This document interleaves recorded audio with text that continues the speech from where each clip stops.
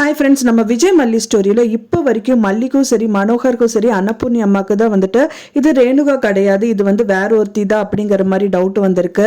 அதை தவிர வேற யாருக்காவது டவுட்டு வந்தால், அதுவும் ரொம்ப முக்கியமான அந்த ஃபேமிலி மெம்பரில் இருக்கிறவங்களுக்கு யாருக்காவது டவுட்டு வந்தால் ஸோ வெயிட் பண்ணி பார்க்கலாம் ஃப்ரெண்ட்ஸ். அவங்க சொல்கிறதுக்கு முன்னாடி இவங்க சொல்லிட்டாங்கன்னா ஸோ நம்ம எதிர்பார்த்தது இவங்களே சொல்லிட்டாங்களே அப்படிங்கிற மாதிரியும் வந்துட்டு ரொம்பவே சந்தோஷப்படுவாங்க.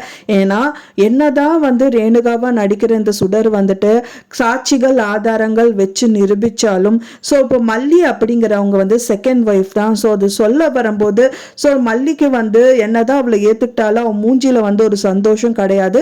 விஜய் கிட்ட வந்து பாத்தீங்க அப்படின்னா ஒரு அந்யூன்யமா நடந்துக்க மாட்டேங்கிறாங்க. ஸோ விஜயே சிரிச்சு பேசலாம் பண்ணலாம் அப்படின்னா கூட மல்லி வந்துட்டு கண்டிப்பா பிடி கொடுக்காம தான் இப்போ வரைக்குமே பேசிட்டு இருக்காங்க. ஸோ அப்படி இருக்கிற பட்சத்துல வந்துட்டு மல்லியும் சரி மனோகரும் சரி வந்துட்டு சொன்னாங்க அப்படின்னா கண்டிப்பா அந்த பேச்சு அடிபடாது. ஸோ அவளை துரத்திருக்காத இந்த மாதிரி விஷயங்கள் ஏதாவது பண்றாங்கன்னு கூட சொல்றதுக்கு வாய்ப்புகள் நிறையவே இருக்கு.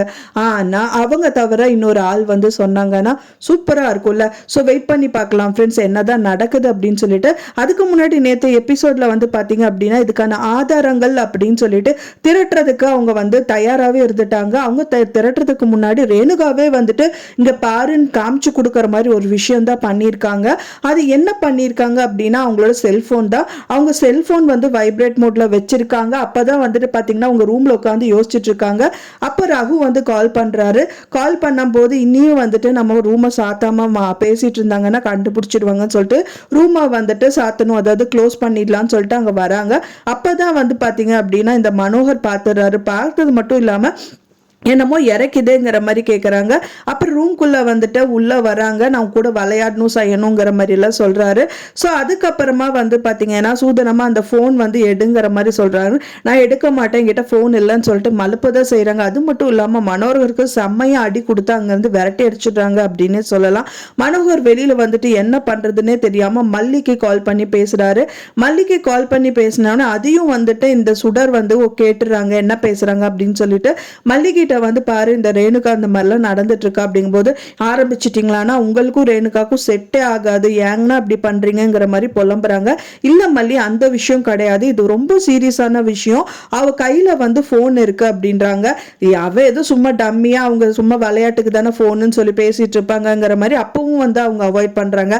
ஃபைனலா பார்த்தா அது டம்மி போன் எல்லாம் இல்ல, ரியல் போனு. அது வைப்ரேட் ஆன மோடல இருந்துச்சு.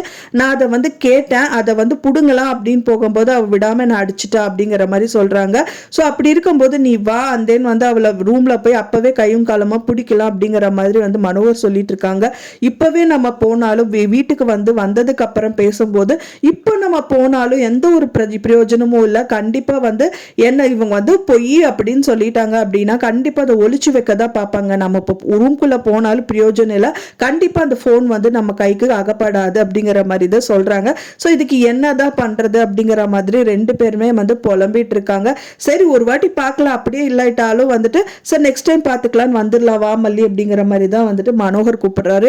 என்ன அவங்க சொன்னாலும் மல்லி வந்து ஓகே சொல்ல மாட்டேங்கிறாங்க.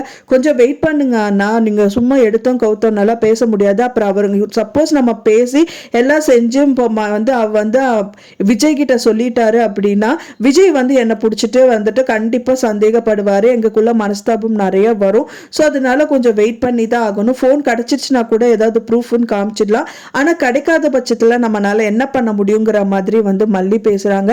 ஃபைனலா மல்லி சொல்றது என்னன்னு பாத்தீங்கன்னா முள்ளால தான் எடுக்கணும் அப்படிங்கிற மாதிரி சொல்றதா இருக்கு. எப்படின்னு பாத்தீங்கன்னா இப்ப இந்த ரேணுகாங்கிற சுடர் வந்துட்டு தூக்கமா இருக்கிறதா கூட பரவாயில்ல, தூங்கிட்டு இருக்கிற மாதிரி நடிக்கதான் செய்யறாங்க. ஸோ அவங்கள வந்து எழுப்பணும் அப்படின்னா கண்டிப்பா நம்மளால முடியாது. ஸோ அவங்க எழுந்துக்கவும் மாட்டாங்க. ஸோ அதனாலயே வந்து பாத்தீங்கன்னா அவங்கள நம்பணும், நம்ம வந்து நம்பிட்டு தான் இருக்கோம் அப்படிங்கிற மாதிரி காமிச்சு அவங்க என்ன பண்றாங்க அப்படிங்கறது அப்சர்வ் பண்ணணும் அப்படிங்கிறது தான் அவங்களோட பிளான். ஏன்னா இப்போ கொஞ்ச நாளைக்கு வந்து அவங்க அலர்ட்டா தான் இருப்பாங்க. ஏன்னா வந்துட்டு மல்லி கிட்ட இவங்க கால் பண்ணி சொல்றது எல்லாமே சொல்லிட்டாரு. ஆனா மனோகர் பொறுத்த வரைக்கும் தான் டவுட் அப்படிங்கிற மாதிரி இருக்கு. மல்லி வந்தாங்க அப்படின்னா ரேணுகாவை முதல் பாத்துக்கிற மாதிரி பாத்துக்கிட்டாங்க அப்படின்னா மல்லிக்கு டவுட் வராது, வரல அப்படின்னு சொல்லிட்டு அவங்க கொஞ்சம் ஃப்ரீயா இருப்பாங்க. ஏன்னா சுடர் வந்து ஃப்ரீயா இருக்கிறதுக்கு நிறையவே சான்சஸ் இருக்கு. ஸோ அதுல வந்து மறந்து போனை வைக்கிறதுக்கும் நிறைய நிறையவே பாசிபிலிட்டிஸ் இருக்கு அப்படிங்கிற மாதிரி கூட அவங்க யோசிக்கலாம். ஸோ அப்படி போனா கூட நல்லா இருக்கும். இந்த 3 பேர் தவிர இன்னொரு ஆளுக்கு தெரிஞ்சா ரொம்பவே நல்லா இருக்கும் அப்படின்னு எதிர்பார்க்கலாம். யாருக்குமே வந்து பிரச்சனை வராதுங்க இவங்களுக்கு தெரிஞ்சா. ஸோ அப்படிப்பட்ட ஆள் யாரு அப்படின்னு பாத்தீங்க அப்படின்னா விஜய் தான் அப்படின்னே சொல்லலாம். ஏன்னா விஜய் பொறுத்த வரைக்கும் வந்து பாத்தீங்கன்னா இவங்க எல்லாருமே 3வது ஆள் தான். யாருன்னு பாத்தீங்கன்னா மல்லி and then Manohar and then வந்து பாத்தீங்கன்னா கதிரேஷன் அப்படிங்கிறவங்க எல்லாம் வந்துட்டு இவங்களுக்கு பின்னாடி தான் அப்படின்னு சொல்லலாம். அப்படி இருக்கும்போது அவங்களோட ஒய்ஃப் அப்படிங்கிறது வந்து ஃபர்ஸ்ட் ரேணுகாவை தான் கல்யாணம் பண்ணதுனால அவங்களோட விஷயங்கள் எல்லாமே உங்களுக்கு தெரிஞ்சிருக்கும்.